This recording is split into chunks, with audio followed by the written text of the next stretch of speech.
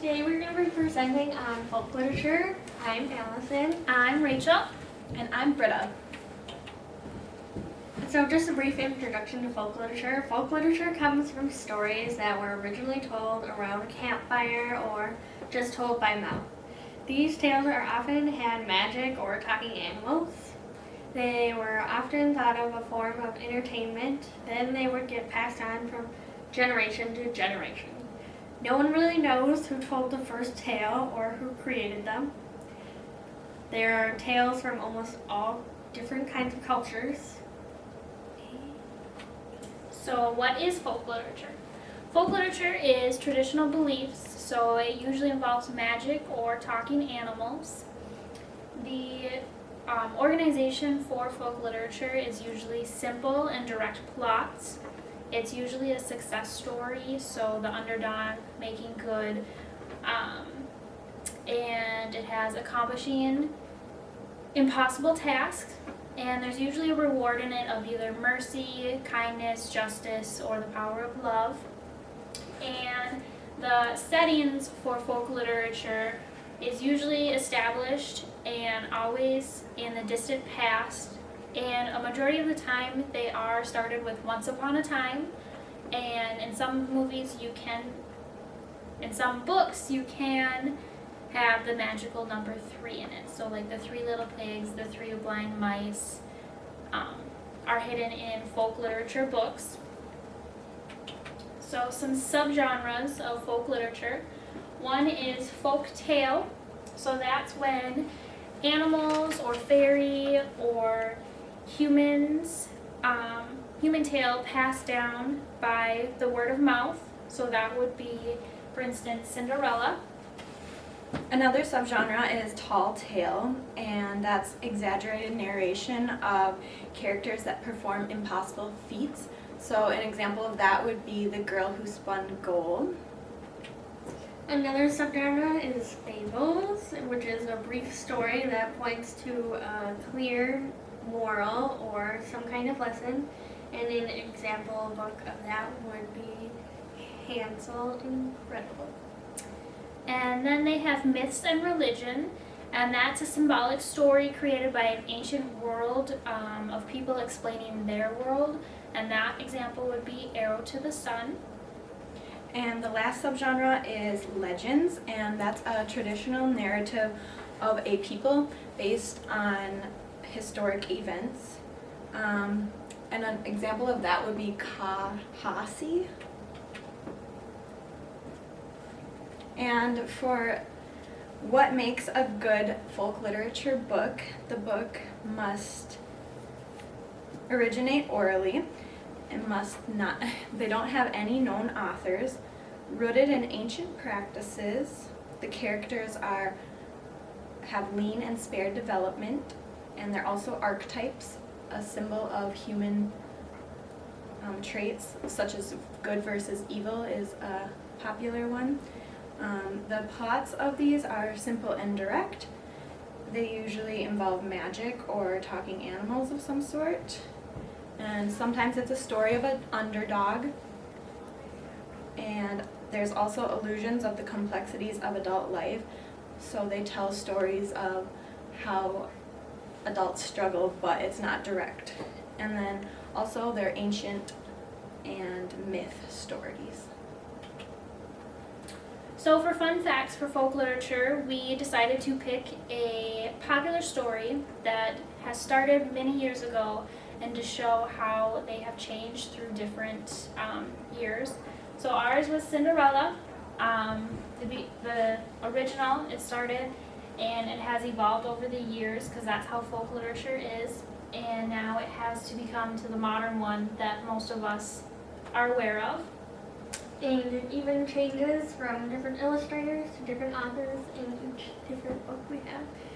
And next, we're going to have a book read to you. If you remember, Ming Chi read us the story of the true story of the 3 little pigs in the wolf's perspective. But now we're going to read the original tale, the 3 little pigs. So now we're going to read The 3 Little Pigs, and it's illustrated by Eric Belbegard.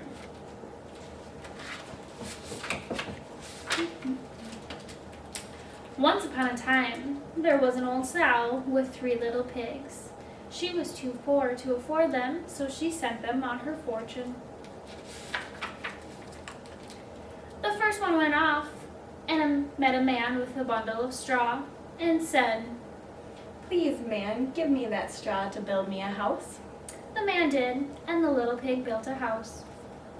Presently along came a wolf and knocked at the door and said, little pig, let me in."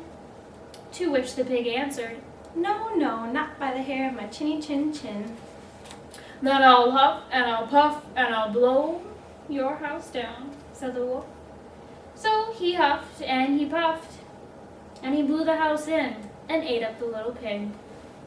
The second little pig met a man with a bundle of sticks and said, Please, man, give me those sticks to build a house. The man did, and the pig built a house. Then along came the wolf and said, little pig, let me in." No, no, not by the hair of my chinny chin chin. "Then I'll huff and I'll puff and I'll blow your house in." So the wolf huffed and he puffed and he puffed and he huffed, and at last he blew in the house and ate up the little pig. The little pig met a man with a load of bricks and said, Please, man, give me those bricks so I can build a house. The man gave him the bricks, and he built a house with them. The wolf came, and as he had with the other little pigs, said, little pig, let me in." No, no, by the hair of my chinny chin chin. "Then I'll huff and I'll puff and I'll blow your house in," said the wolf. While he huffed, and he puffed, and he puffed, and he huffed, and he huffed, and he puffed, he could not blow the house in. When he found with all his huffing and puffing, he could not blow the house in. So he said, "Little pig, I know where there's a nice field of turnips." Where? Said the little pig. "Oh, in Mr. Smith's field, and if you'll be ready in the morning, I will call for you and we will go together and get some dinner." Very well. Said the little pig. I will be ready. What time do you plan to go? "At 6 o'clock, said the wolf. Well, the little pig got up at 5 and got the turnips before the wolf came. When the wolf came at 6 o'clock, he said, "Little pig, are you ready?" The little pig said, Ready, I have been there and come back again and got a nice pot full of dinner. The wolf felt very angry at this, but he thought he could fool the little pig some way or another. So he said, "Little pig, I know where there is a nice apple tree," Where? said the pig. "Down at Mary Garden," replied the wolf, "and if you will not deceive me, I will come with you at 5 o'clock tomorrow, and we will go together and get some nice apples." Well, the little pig bustled up the next morning at 4 o'clock and went off for the apples, hoping to get back before the wolf came. But he had further to go, and he had to climb the tree. So that, just as he was climbing down from, he saw the wolf coming, which, as you may suppose, frightened the little pig. When the wolf came up, he said, "What, little pig? Are you here before me? Are they nice apples?" Yes, very. said the little pig. I will throw you down one. And he threw it so far that while the wolf was gone to pick it up, the little pig jumped down and ran home. The next day the wolf came again and said to the little pig, "Little pig, there is a fair at Shanklin this afternoon. Will you go?" Oh, yes, said the pig. I will go. What time shall you be ready? "At 3, said the wolf. So the little pig went off before the time with the wolf, as usual, and got to the fair and bought a butter churn. He was going home with it when he saw the wolf coming. Then he did not know what to do, so he crawled into the butter churn, and he hid in it. Doing so, it turned around, and it rolled down the hill with the pig in it. This frightened the wolf.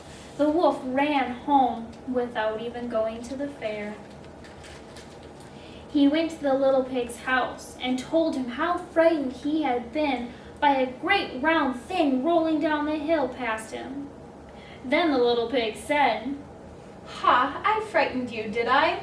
I had been to the fair and bought a butter churn, and when I saw you, I got into it and rolled down the hill. Then the wolf was very angry indeed, and declared he would eat the little pig, and that he would climb down the chimney after him right now. When the little pig saw him, the wolf was about. He hung up a pot of water and lit a blazing fire, just as the wolf was coming down. He took off the cover, and in fell the wolf. The little pig put on the cover again, and in an instant boiled him up and ate him for supper and lived happily ever after.